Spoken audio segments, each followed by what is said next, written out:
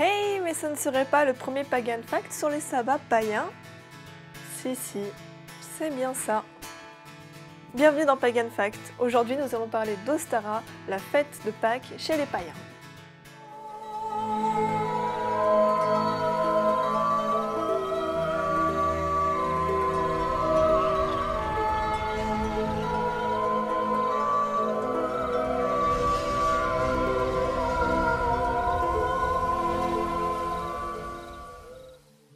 Si vous avez vu les premiers Pagan Facts, vous savez désormais que les fêtes païennes suivent le calendrier lunaire et le changement des saisons.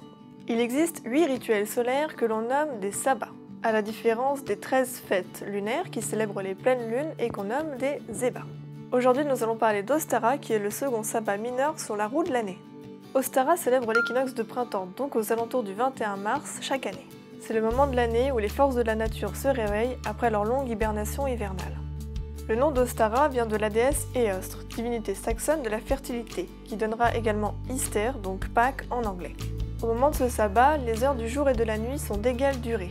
C'est donc l'équilibre parfait entre la lumière et l'obscurité.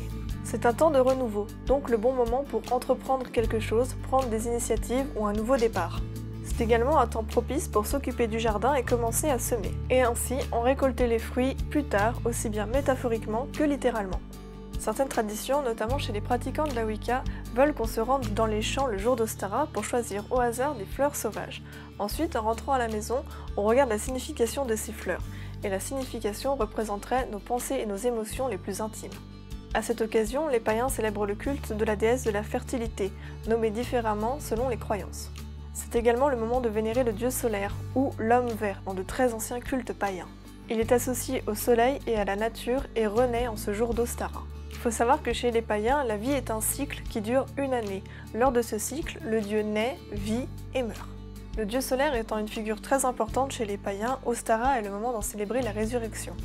C'est assez amusant quand on voit que les catholiques, qui cherchent à tout prix à remplacer les fêtes païennes par leur propre représentation, ont décidé de transformer Ostara en Pâques et donc la résurrection du dieu solaire en la résurrection de Jésus-Christ. Ou alors c'est fascinant comme tout coïncide pour chaque célébration. C'est aussi traditionnellement le moment de peindre les œufs, symbole de renouveau et de fécondité, et on les mangeait par la suite. Une activité que vous avez peut-être fait vous-même en étant enfant. Donc, étant petit, vous avez peut-être pratiqué le paganisme, même si c'était des œufs en polystyrène. Et les œufs feront partie également des symboles du Pâques chrétien. Même si les vrais œufs de poule ont été remplacés par les œufs en chocolat, ce qui est quand même bien meilleur.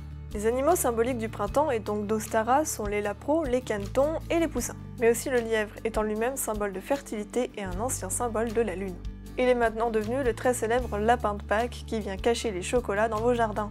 Les païens se promenaient également dans la nature en faisant résonner des cloches pour réveiller la faune et la flore. Celles-ci seront également reprises dans l'imaginaire chrétien et deviendront les cloches du Vatican. Et c'est aussi la saison des amours. Le moment où la faune se reproduit poussée par les divinités.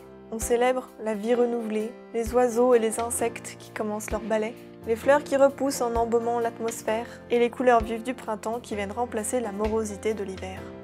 Voilà, vous connaissez désormais les symboliques d'Ostara, l'équinoxe de printemps, qui fut repris par les catholiques pour Pâques quelques semaines plus tard. Les œufs, les lapins, les cloches, et même la résurrection d'un être divin, une fois de plus, les catholiques n'ont rien inventé. Je vous souhaite de vous régaler d'œufs en chocolat, sans huile de palme. N'oubliez pas de respecter la nature en ce jour de printemps. Et prenez le temps de sentir les fleurs, d'observer la vie animale se réveiller, de sentir le soleil caresser votre épiderme et de vous abonner à ma chaîne. Merci à tous d'avoir pris le temps de regarder cette vidéo. Si elle vous a plu, comme d'habitude, n'oubliez pas de laisser votre petit pouce en l'air, un petit commentaire pour nous soutenir. Je vous remercie énormément et on se retrouve très vite pour un prochain Pagan Fact. Salut!